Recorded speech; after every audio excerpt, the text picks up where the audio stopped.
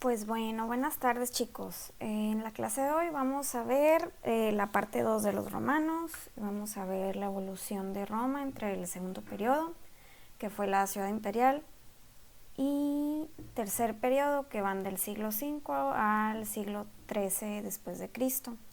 Y por último vamos a ver Constantinopla. Y bueno, en nuestra primera línea del tiempo, vamos a ver los últimos sucesos que ya habíamos visto en la clase anterior. Está el bloque de Medio Oriente y vemos a la emperatriz Helena. Aquí les pongo también una pintura respecto a ella. Y marca que reconstruyó Jerusalén en el 326 después de Cristo. Helena era madre de Constantino y más tarde sería llamada Santa Helena. Se cree que fue ella quien convirtió a Constantino, o más bien influyó mucho al convertir a Constantino al cristianismo. Esa es una de las leyendas que se cuentan al respecto, y que pues salvó las reliquias de la cruz de Cristo, que es considerada, de ahí viene la mención de la Vera Cruz. Mandó demoler el templo de Venus en el Monte Calvario y construyó un templo en el Monte de los Olivos. Otra parte importante sería que, aunque casi 40 años antes Diocleciano había dividido los imperios romanos de Oriente y Occidente, esto pues ya había pasado 40 años de haberse convertido al cristianismo. Luego, en nuestra segunda línea del tiempo, les he cambiado de lugar el bloque del Medio Oriente y de Europa, nada más lo cambié de lugar. En el primer punto podemos ver que en el 597 después de Cristo, San Agustín llega a Britania con su apostolado de evangelización. San Agustín, como personaje dentro de la filosofía, es una figura muy importante. Pues para empezar, porque primero fue un aristócrata que vivió muchos excesos en su vida, mucha decadencia. Y pues tras vivir ese tipo de excesos, de hecho hasta tuvo un hijo, empieza a estudiar filosofía al norte de África y pues termina conociendo en esa travesía la fe cristiana. A partir de ahí, pues San Agustín deja un legado muy importante dentro de la teología. Si luego pues les interesa el tema, pudieran investigar al respecto. Luego tenemos otro punto. Luego, en el 610 al 641 después de Cristo, el emperador Heraclio sería quien inicia el Imperio Bizantino. Después, en el 771, tenemos la figura de Carlomagno, que inicia como rey franco para que en el 800 sea nombrado emperador por el Papa Leo III. Ahora nos pasamos al bloque del Medio Oriente, que básicamente iniciamos con la muerte de Mahoma en el 632, hasta llegar a la fundación del Emirato de Córdoba en España en el 755. Y finalizamos con el bloque de América, con el auge cultural de los mayas en el 500 después de Cristo y un asentamiento nativo americano en Cahoica, Mississippi, que es una especie de pirámide, como una especie de híbrido entre pirámide y zigurat. Es una pirámide escalonada, pero con bastante extensión en esa zona. Y bueno, recordamos un poco de cómo habíamos dejado la evolución urbana de la Roma imperial. Nos vamos al close-up para remembrar el trazo urbano de monumentos y edificaciones importantes como el Circo Máximo. Vemos un poco del Foro Magnum, sobre todo el foro de Trajano, que es el que más se identifica en esa esquina, y unos teatros que se alcanzan a distinguir del 87 al 14 más bien del 87 antes de Cristo al 14 después de Cristo.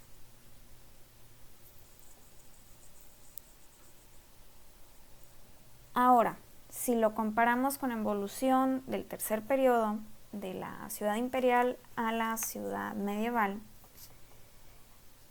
si lo vemos a esta escala, aparentemente no hay un crecimiento notorio en la mancha urbana, pero podemos observar algo muy chistoso.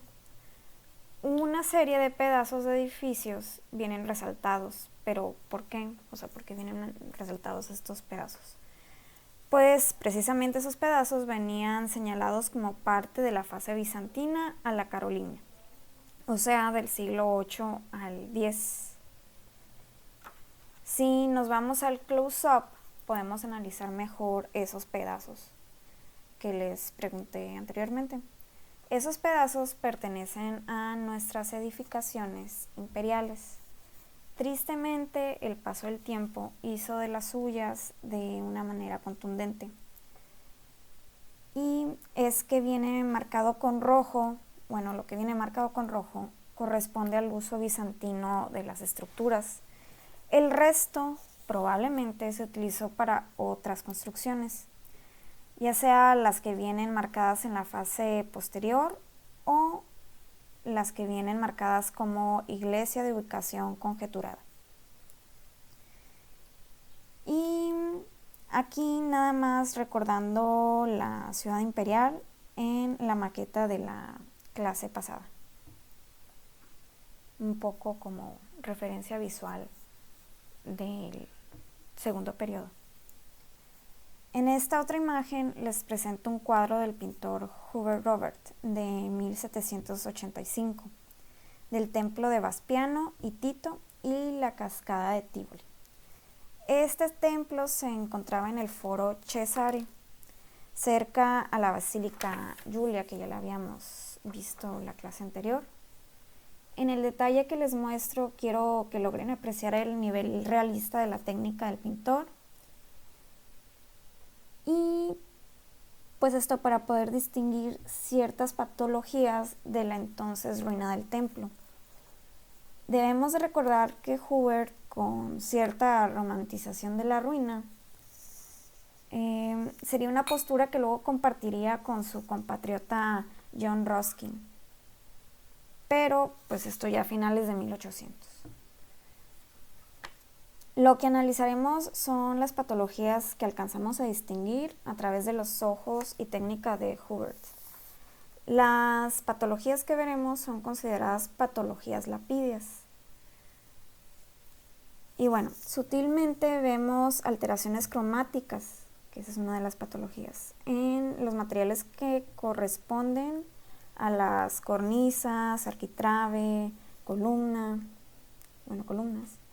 Los distinguimos por el cambio de color del material.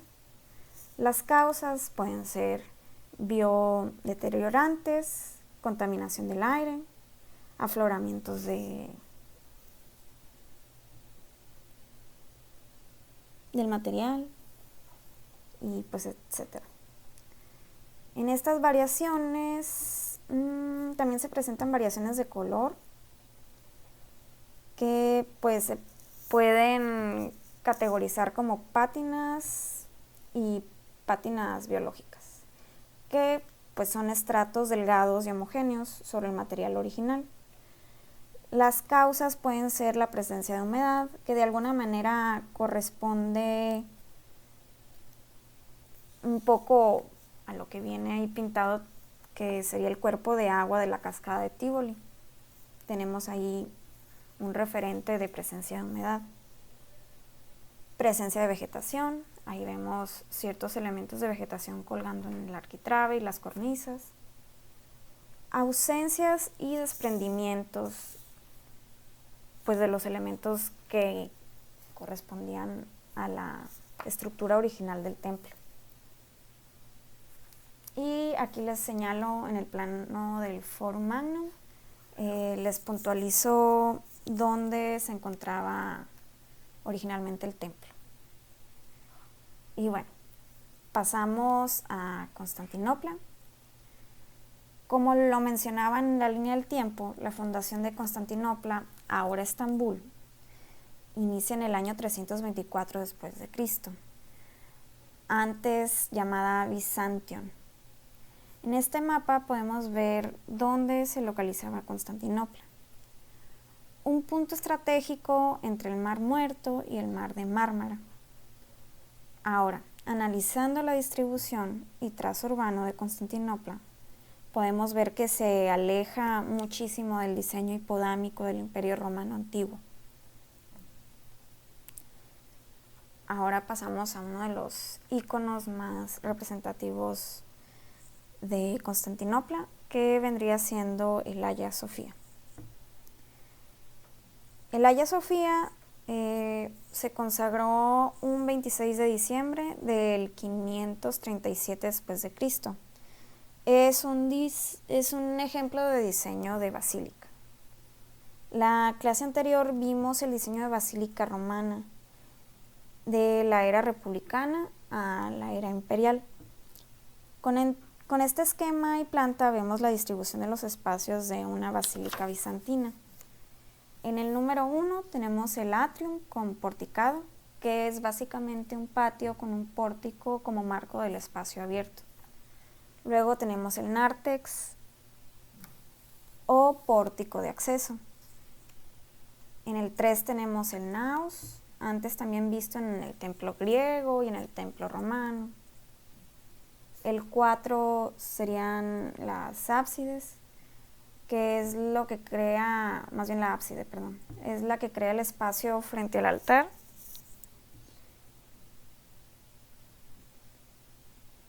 Luego tenemos la verna o presbítero en el 5.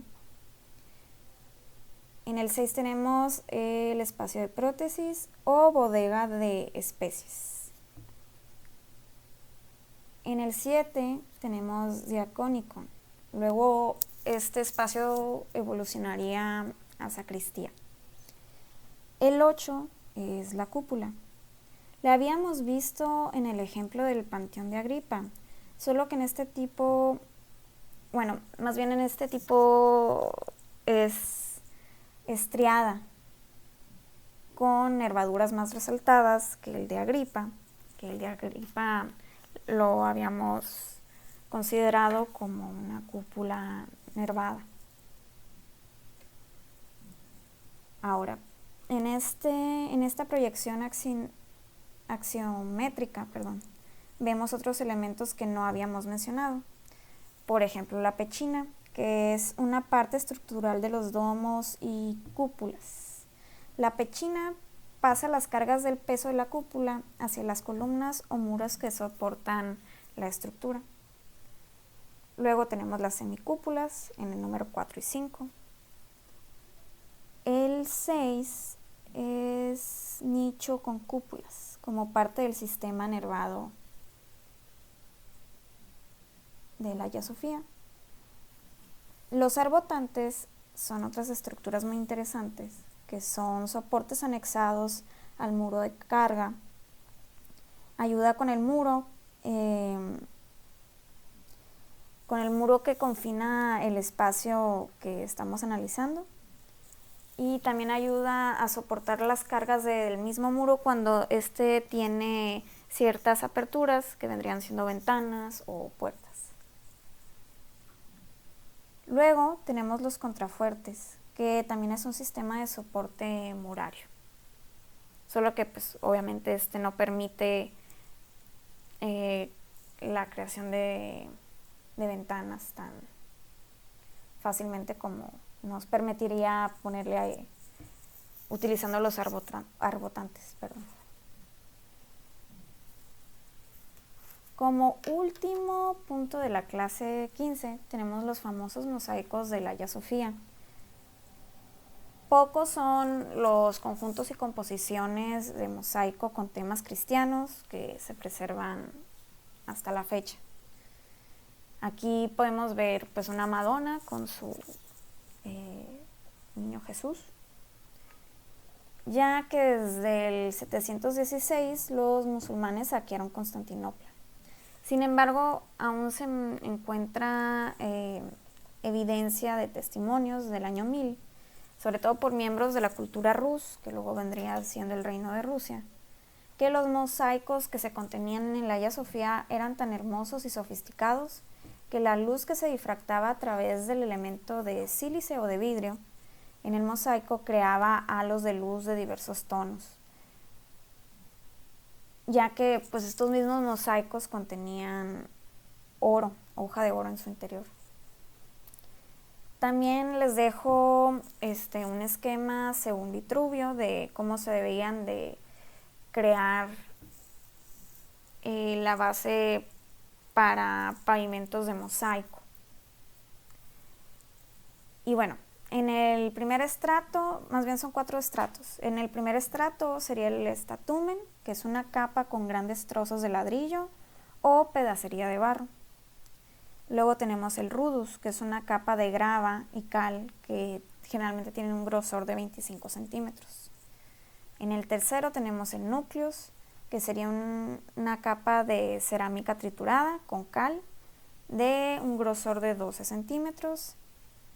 Y por último, el último estrato es el tesserae, que es una fina capa de mortero con los mosaicos incrustados sobre dicha pasta. También aquí les dejo algo muy interesante que sería la composición de un mosaico de hoja de oro bizantino que se divide en 3 capas. La cartelina, la hoja de oro entre las capas de vidrio y el vidrio de soporte. Y bueno, ahora pasamos a la tarea del parcial 3, que el primer paso de la tarea sería elegir un mito, ya sea griego, fenicio, romano, etrusco o del Egipto de Ptolomeo, de las dinastías ptolomeicas. Y la fuente, pues yo les recomendaría que fuera de algún epigrama o alguna fuente literaria confiable. No me lo saquen de Wikipedia. Y después elegir un monumento o edificio, pues en este caso pudiera ser un templo también, conmemorando algún personaje del mito que hagan referencia. La extensión debe de ser de 700 palabras. Esta actividad se entregará el viernes 24, perdón. Y pues estén pendientes también de las calificaciones del segundo parcial. Cualquier duda, pues me contactan. Y cuídense mucho, esténse en sus casas. Esperemos que pase toda esta cuestión de la contingencia rápido.